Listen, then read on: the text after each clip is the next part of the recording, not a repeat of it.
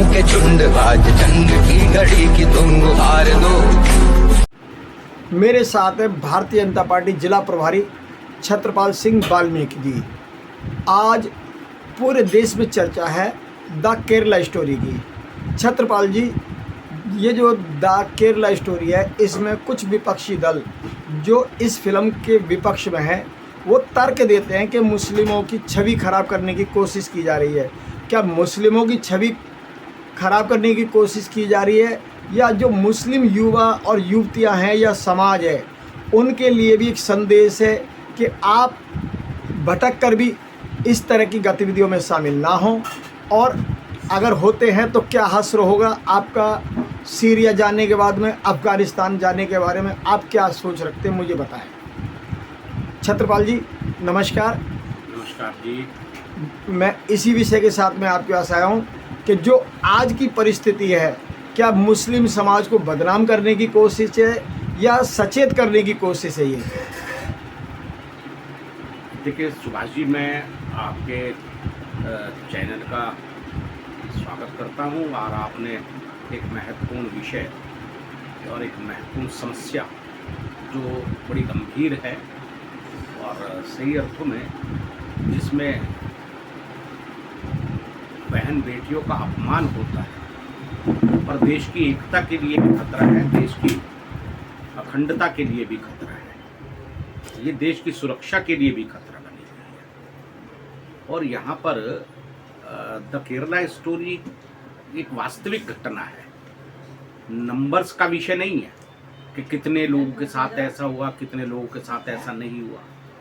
ये कोई ऐसा विषय नहीं है। ये तो सही अर्थों में एक ऐसी घटना है जो सच्चाई है कि वहाँ कुछ हिंदू लड़कियां हैं, ईसाई लड़कियां हैं, उनको लव जिहाद के मामले में प्रेम के वशीभूत करके, और उसमें प्रेम का कोई संबंध नहीं है, वो अपना टारगेटेड है, उनका एक लक्ष्य है जिसके कारण वो ये सब करते हैं, और उसमें उन लड़कियों को अपने झांसे में फंसाकर, जाल में फंसाकर उनसे विवाह करते हैं, उनका धर्मांतरण करा देते हैं, और उसके बाद उनको ISIS सीरिया ले गए।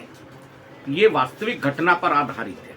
संख्या पर मतभेद हो सकता है, लेकिन संख्या के कारण घटना की जो वास्तविकता है, सत्यता है, उससे आंखें नहीं मूंदी जा सकती।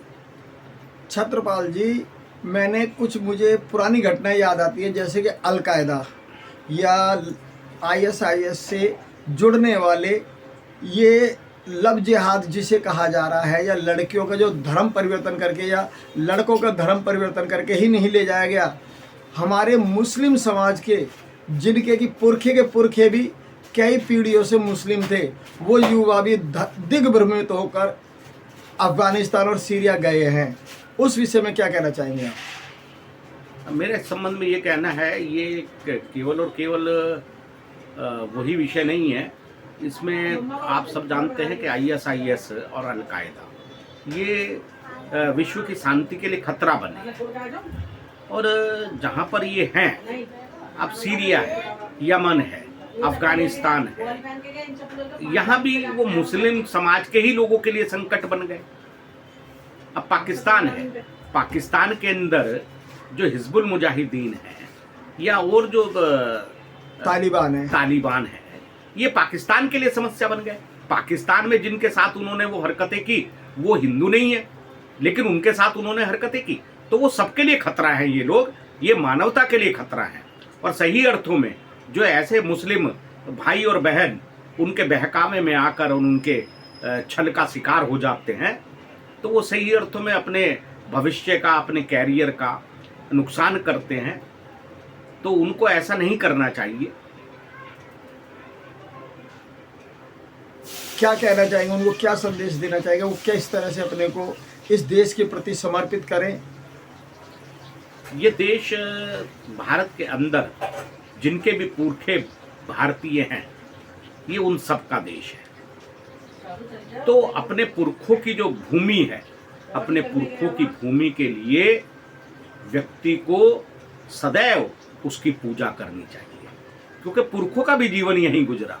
इसी मिट्टी का अन्न खाते हैं, इसी मिट्टी पर, इसी धरती पर खेलते हैं, हमारा बचपन यहीं गुजरता है। तो ऐसी स्थिति में जो सब लोग यहाँ रहते हैं उन सबको भारत भूमि के प्रति आस्था रखनी चाहिए, निष्ठा रखनी चाहिए, और उन्हीं पूर्वजों की संतानें हैं।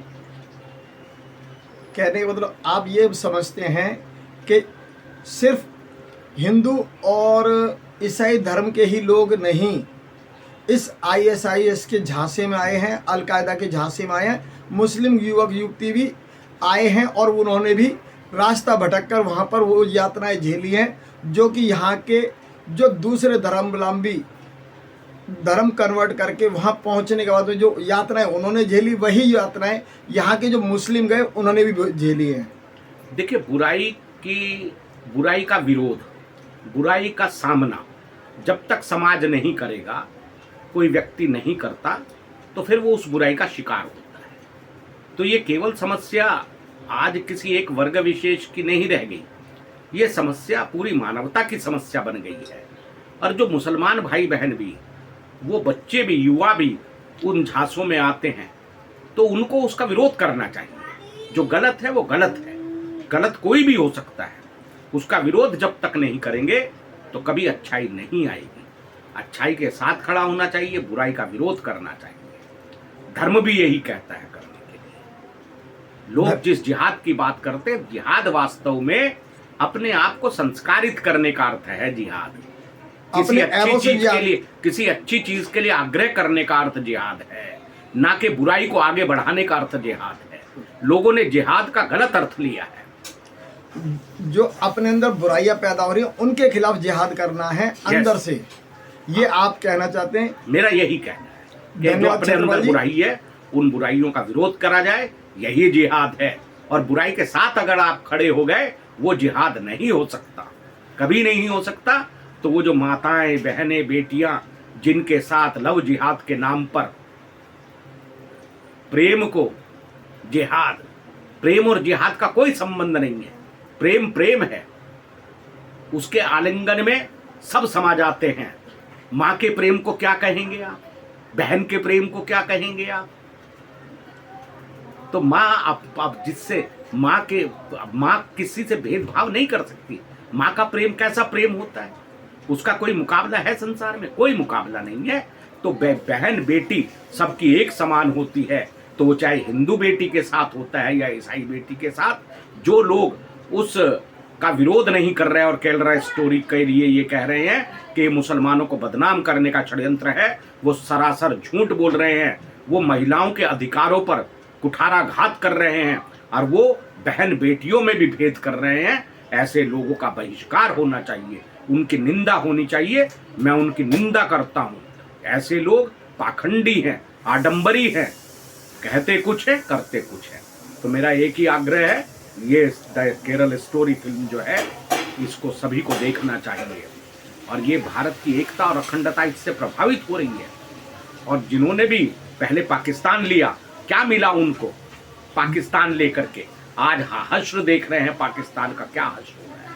लोगों को खाने के लिए भोजन नहीं मिल पा रहा, अन्न नहीं मिल पा रहा। ये पाकिस्तान की स्थिति बन गई है। और जिन लोगों ने पाकिस्तान मांगा, ऐसे और जो लोग भारत विभाजन के पश्चात पाकिस्तान गए, आज वो भी पाकिस्तान पहुंचकर पछता रहे हैं।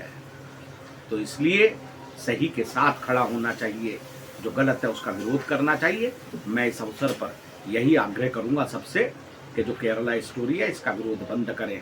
और सुप्रीम को माननीय सर्वोच्च न्यायालय ने पश्चिम बंगाल के अंदर जो ममता बनर्जी का राजनीतिक एजेंडा था, वो जो मुस्लिम तुष्टीकरण के कारण इस फिल्म पर बैन लगा दिया था, सुप्रीम कोर्ट ने उनको फटकार लगाई और अब बंगाल के अंदर फिल्म दिखाई जाएगी। और तमिलनाडु की सरकार को भी सुप्रीम कोर्ट ने, माननीय सर्वोच्च न्यायालय ने निर्देश किया है कि जो फिल्म देखना चाहते हैं या जो थिएटर उस फिल्म को चलाना चाहते हैं उनको सुरक्षा प्रदान की जाए। मैं माननीय सर्वोच्च न्यायालय का हार्दिक आभार व्यक्त करता हूँ। बहुत बहुत धन्यवाद। धन्यवाद छत्रपाल जी।